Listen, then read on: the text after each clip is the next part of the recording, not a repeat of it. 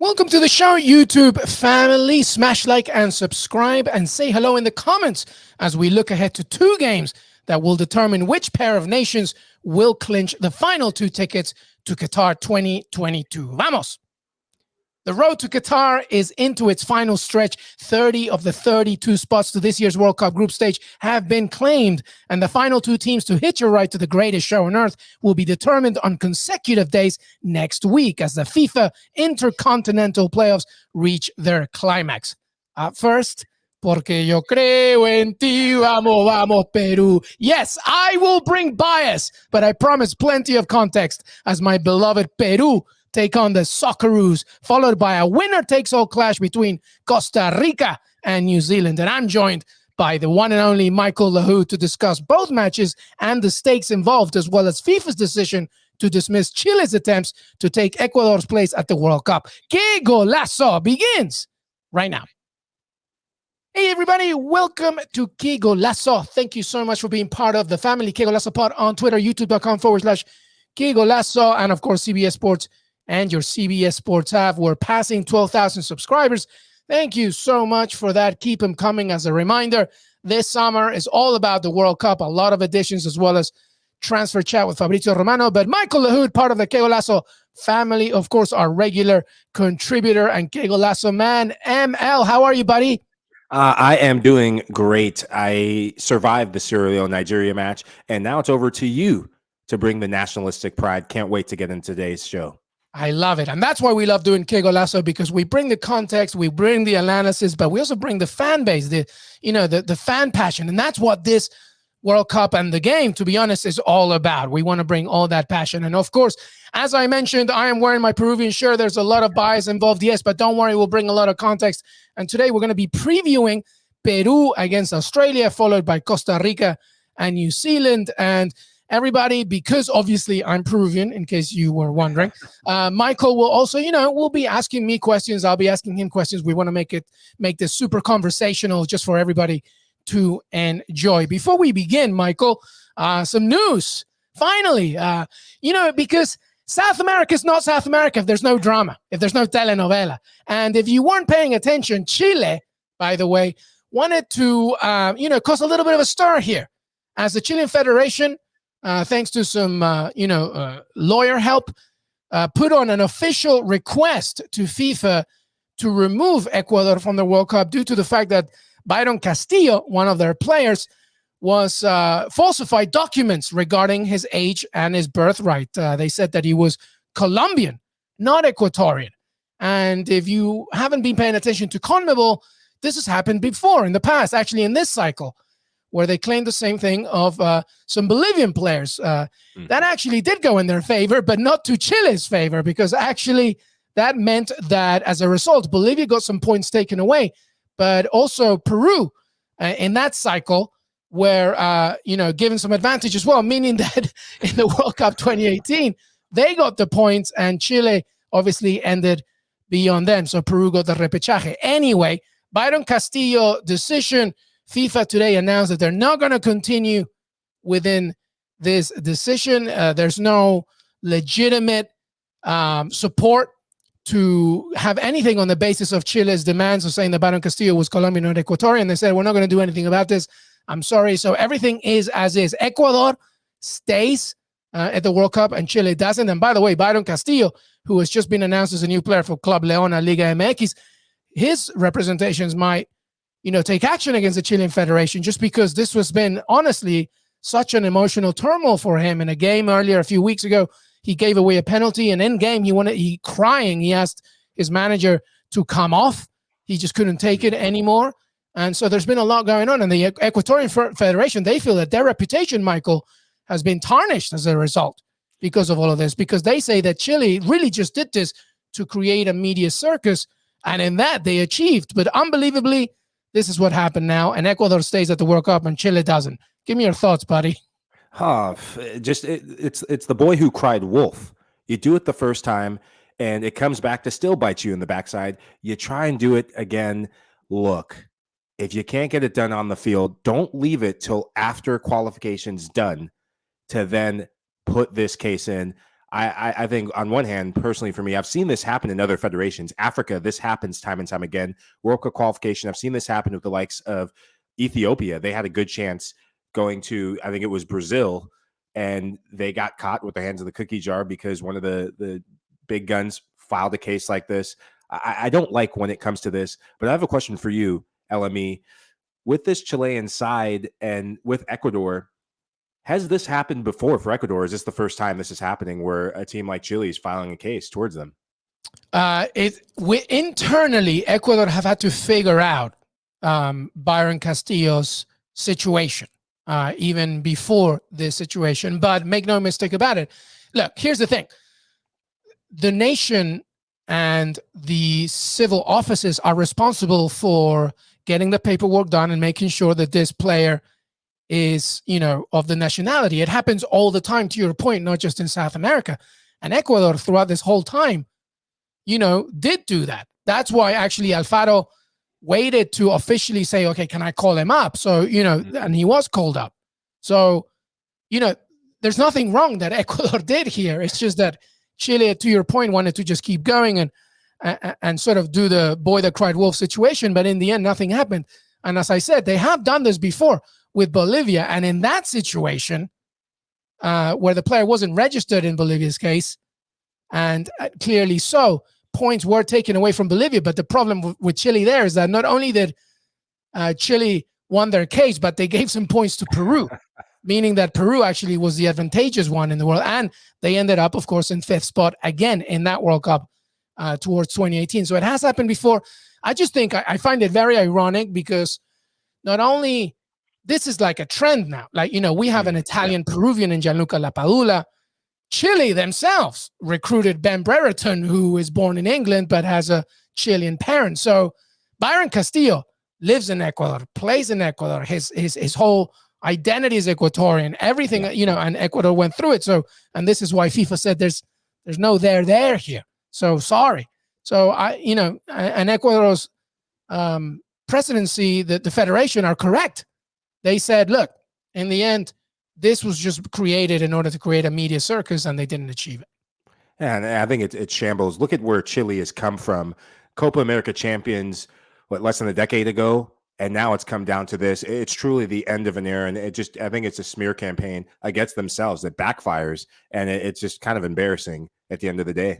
Yep, and to my point, we don't know yet if the federation or even Byron Castillo's people will take action against the Chilean Federation. We'll have to wait and see with that. But one thing is for certain, Ecuador at this point, I mean, they're going to the World Cup, and Chile can appeal to the Court of Arbitration of Sports or even FIFA's appeal court, but I don't think anything's going to happen here. Ecuador is at the World Cup, and Chile is not. All right, well, with that, by the way, with all that drama, obviously the entire South America did also want to wait because they didn't know what was going to happen because, obviously, something crazy could have happened, which is like, wait, if Chile win this, what happens to everything else, including Colombia, who ended above them, by the way, in the qualifying, and Peru, who are playing this game.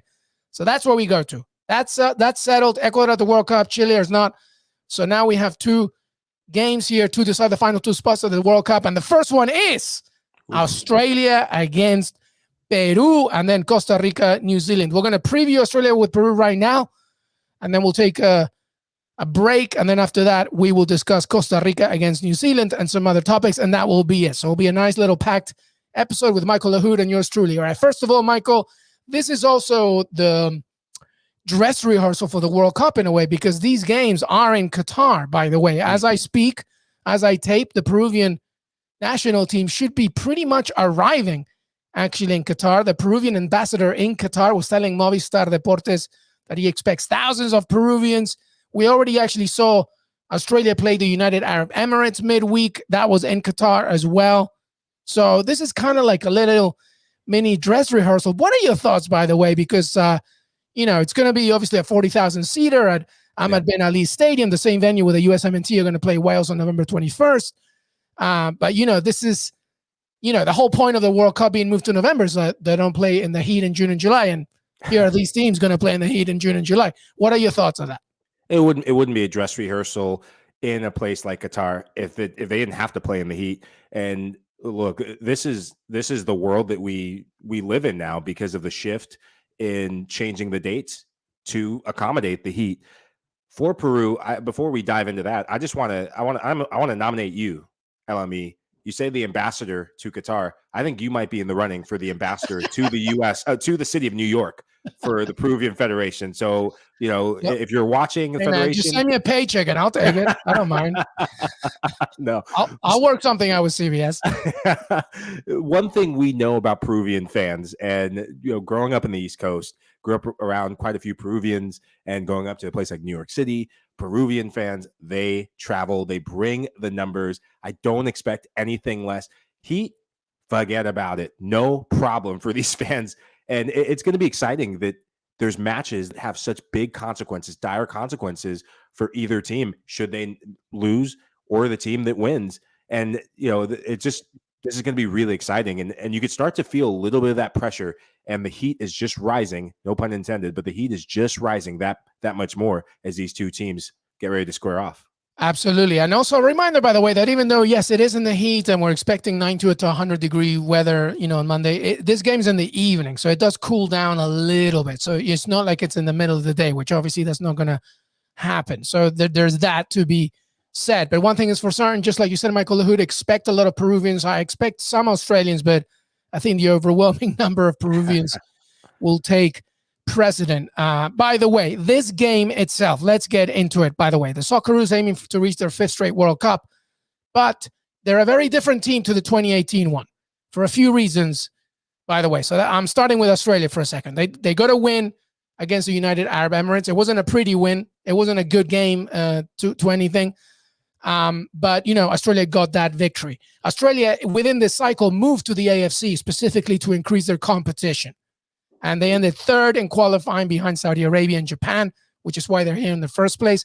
But this is not the 2018 Australian team. They have Matt Ryan, the leader in goal, of course, who's been in both cycles as well. Aaron Moy returns. By the way, that game against United Arab Emirates was his first competitive match all year because he hasn't played at all. And actually, he refused to return to the Chinese Super League during the COVID situation, wanted to stay with the national team. And that's because Tom Rogic, who formerly of Celtic, is not part of this team. And that's massive, Michael.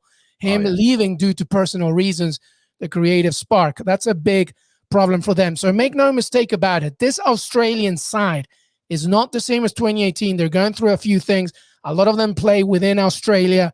So without bias, everybody, it's not just me because I'm Peruvian. On paper, Michael Lahoud, this favors Peru massively, just on paper. I'm just from a talent perspective, managerial perspective. This should be a victory for Peru if you just look at what you see. But obviously, this is a one-off. But that's Australia at this point. It's going to come down to the play of Matt Ryan. In that UAE game, UAE for 50 to 55 minutes were by far the better team. Matt Ryan making point-blank saves, especially down their right-hand side. They were very vulnerable, and they have a lot of missing pieces outside of Tom Rogic. I think Adam Taggart, he is trying to rush back, trying to get back into good health, and they had to play Matthew Leckie, who alongside Ryan is one of the elder statesmen. Leckie, he was also there in the 2018. That's right. And 2015 Asian Cup team. No Tim Cahill, and a player that you know very well. I believe he played for Aston Villa, Miles Jemniak.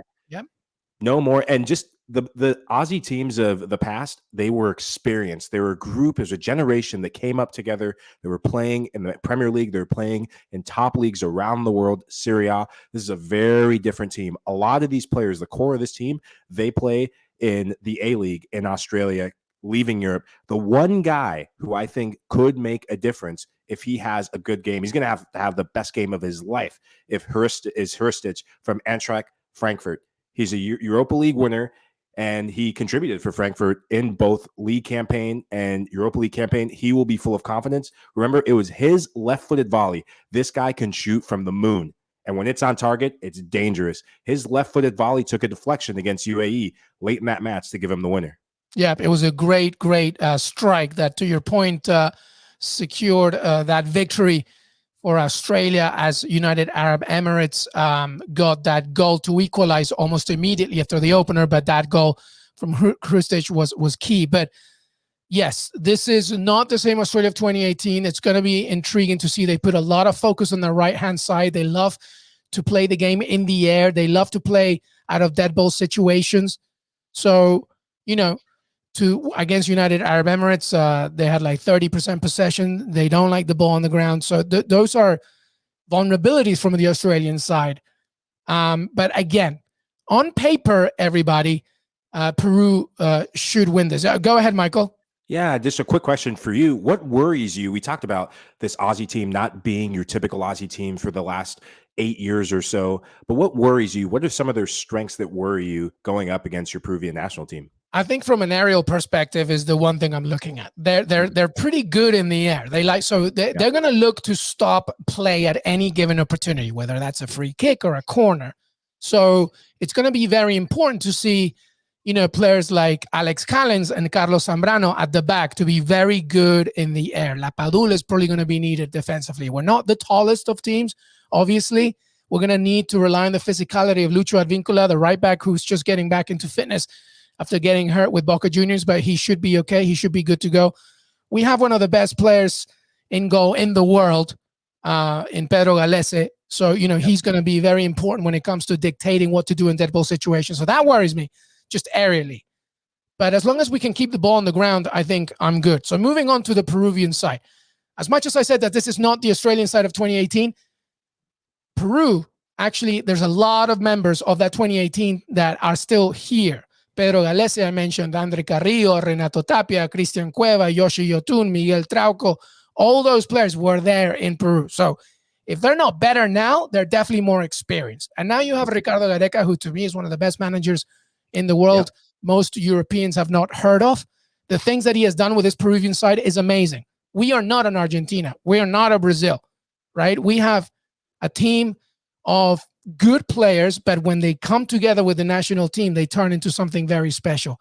They're unbelievable under Ricardo Gareca. And the fact that we're in this situation in the first place is commendable, right? So on paper, we should be doing the right thing and playing the ball on the ground.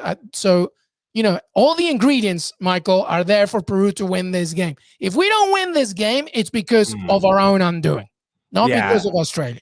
Oh, it'll be lack of execution in front of goal. And Peru, something we know about Peruvian national teams of the past, they have talented, talismanic, or number 9s strikers in front of goals who just are poachers, are just class players, and they seem to have found another one in Lapadula. How is he different from the Paulo Guerreros, from the Claudio Pizarros of the past? Yeah, no, that's a good question. Well, first of all, I think that something that you mentioned a good point, something that makes Peru very interesting from a striker's position, and this is why I get asked a lot by MLS fans, like, why isn't Raul Ruiz part of this Peruvian setup? And it's like, it's pretty simple. Because we're not like depending so much on individual star-studded talent that can fit a system, we have to do it the other way around. The system has to form itself based on what we have. Raul Ruiz is not something that Ricardo Gareca can rely on, because we usually rely on, to your point, that sort of poacher, holding the ball, kind of central striker that can just be the leading man up top, especially off the ball. Paulo Guerrero, Claudio Pizarro, they did it for years and years and years. Gianluca Lapadula, the Italian-born Peruvian, has given us actually a lot of what those two, Guerrero and Pizarro, used to do, which is hold the ball, be clinical in mistakes and everything. But what's so good about him is like his footwork is very good, right? So he's very comfortable in dribbling towards players and actually inviting players like Carrillo and Cristian Cueva from the wing, or Edison Flores when it comes in later, to do that. But we love this man so much because he had never put a foot in Peru before he was called up. And now he is taking it all in. He's our Taku Taku Rigatoni king, and we love him. And he's like Ollie Watkins for Villa. He won't stop running. He just won't stop. And that's something that Peruvians just love about him so much. When he's out of the team, Santiago Ormeño comes in maybe, or Varela, who plays in Peru as well. But Lapadula is our key man. But the most important player, Michael Lahoud, is Cristian Cueva. On his day, he is unplayable. And I'm looking at a high foul count in that game, my friend, because Cristian Cueva, when he has the ball at his feet, it's almost impossible to take it away from him. Oh, he's such a good dribbler, especially in tight spaces. One thing that I've noticed he's gotten so much better at during this qualification campaign is his runs off the ball. When you have good dribblers in your team, oftentimes they don't want to run in behind. They don't mix up their movement. They want the ball to feet. You look at the best in the game throughout just history, and I'm going to stay away from Cristiano Ronaldo because he's just a freak of nature. But some of these players, to take their game to the next level, to impact their team in a different way in tight matches, it's your movement off the ball. It's your high soccer IQ. And his movement, especially when Peru get in counterattack situations, his pace is electrifying. I really, really like him as a footballer. Yeah, absolutely. Many people were, awing at Luka Modric's great ball for Vinicius Jr. in the Champions League. Guess what? Christian Cueva did exactly the same thing for La Padula and World Cup qualifiers. I just want people to Google that. But anyway, I expect a physical game from Australia, but hopefully Peru being the architect and controlling the game. And as long as Peru takes care of what Peru can do, we should win this. If we don't win this, it's because of our own undoing. Go ahead, Mike. And just when you talk about winning, how do you think Peru can get after this Aussie side who on paper aren't the greatest? They're not world-class names, and they're a team that's really struggled with form as of late. Yeah, I think the moment they, have a heavy foot on that second touch and they lose the ball, Peru needs to pounce. United Arab Emirates kind of did it a little bit, but they're not talented enough to take full advantage, right? There was some moments, but not quite. Australia don't like the ball. Like they want to counter, they want to be physical. So we just got to make sure that every time they find themselves in tricky situations, their backs towards the goal, Peru just needs to pounce. So I'm intrigued about that midfield because you have Renato Tapia, obviously will start. Yeah. And then Pedro Aquino, who's been a little quiet recently, but he came in against New Zealand in the friendly, and he was great. So I'm wondering if there's going to be a double pivot in the middle with Yoshi Yotun right in front of them instead of Sergio Peña, who, plays for Malmo, did some Champions League experience. So it's going to be interesting to see. And then obviously the right side of Australia is going to be important. So, Miguel Trauco, Marcos Lopez, some questionable things. But if Christian Cueva has a game of his life, this game is over. Peru will take care of it. All right. Well, everybody, regardless of what happens, the winner actually joins Group D, and it's very similar to the same group as in 2018 in Russia, because in Russia, so we're going to have 3 of these 4 teams, no matter what, at this World Cup than in 2018. That's France, Peru or Australia, who were also there in 2018, either one, along with Denmark, Tunisia being the new one in. So this is a very similar group to the one in 2018. How do you see this group? Let's say for the sake of argument that it's Peru, and it's France, Peru, Denmark, Tunisia. If I'm France, I do not want to see Peru. In 2018, French players were quoted as saying that was probably their toughest game of the group. They won 1-0, and they really had to earn it. I think it was a Kylian Mbappe goal in the 34th minute. Peru matched them athletically. They matched them in terms of just work rate and aggression, and France were very fortunate to get out of that game with the 3 points. And if you're Denmark, Denmark is going through a bit of a renaissance and resurgence. They get Christian Eriksen back, but I think Peru has them. They could have their number on the counter. A Danish team in that game that will be very technically gifted, technically sound, and will throw numbers forward and be a bit more expansive than they're used to playing against some of the bigger names in Europe. So I think this group would favor Peru more than it would Australia. Yeah, no, I totally agree, especially because it was a stronger Australian side in 2018. And France, by the way, were pretty fortunate against Australia in 2018 in that one as well. They were a bit reactive, as our producer Des Norris reminds us. And against Denmark, Peru, like Christian Cueva missed a penalty. So like, had he not missed that? So there's a bit of a redemption down here. And by the way, if you want to know more about Tunisia, we did a great episode with Michael and Mara is out here as well through that. So it should be an interesting one. But 3 of the 4 teams that were there in 2018 are back again in 2022. So that should be interesting depending how you look at it. All right, let's take a break, Michael Lahoud. When we come back, we'll go to CONCACAF, as well as Oceania, of course, as New Zealand and Costa Rica face each other for the last spot because they play the day after. When we come back, Michael Lahoud, yours truly, Costa Rica, New Zealand, and a few other pieces of information, and that should be it. Qué Golazo, we'll be right back. Welcome back, everybody. Michael Lahoud in the house. LME, Costa Rica, New Zealand. All right. Michael Lahoud, Los Ticos. This is it for them. Surely the golden generation, the last dance, potentially Keylor Navas's last international game, maybe. How do you make of this as Costa Rica face New Zealand?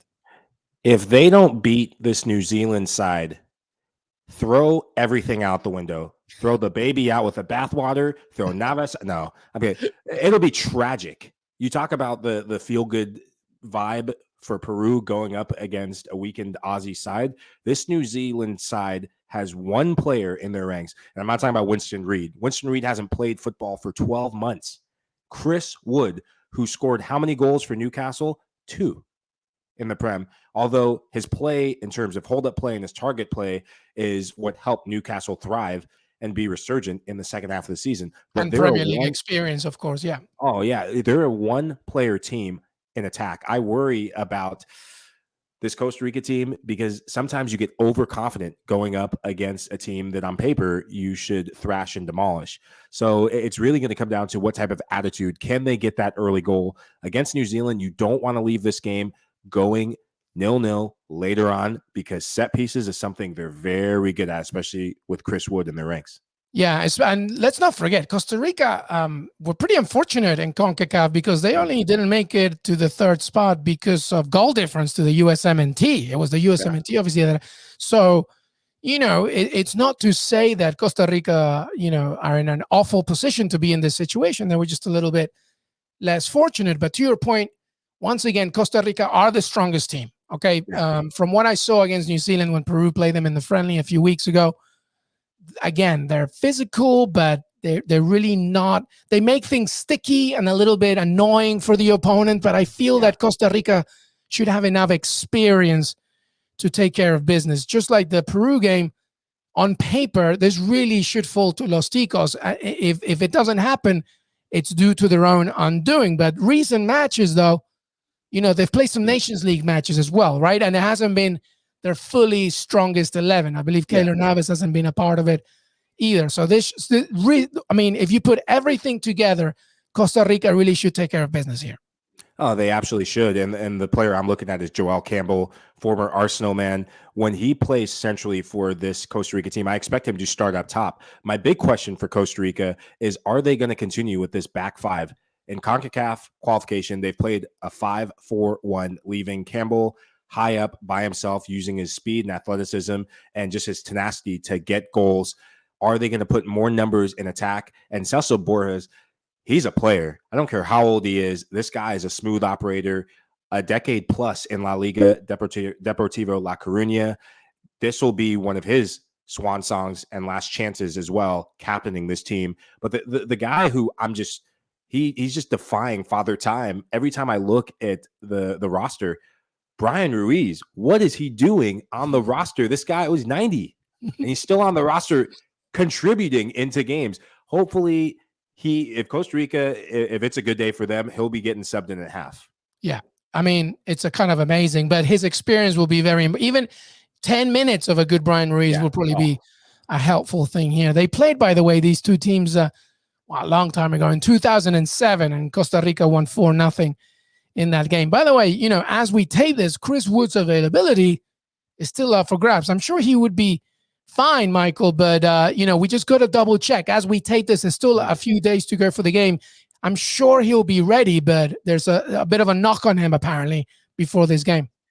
Well, Costa Rican defenders, I'm thinking of Francisco Calvo, who's no stranger to the referee's back pocket or side pocket, will be reading that and will just want to test out that injured place. Hopefully the New Zealand medical staff don't tell them where he's injured or where he's getting a little bit of soreness, because Calvo and the likes of that back three or back four will definitely be monitoring that.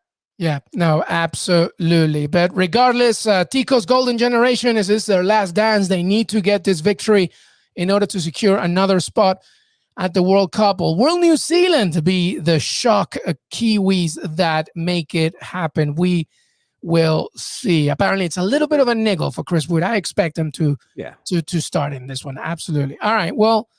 Okay. Let's do this then. Give me your predictions. Peru, Australia. What do you think?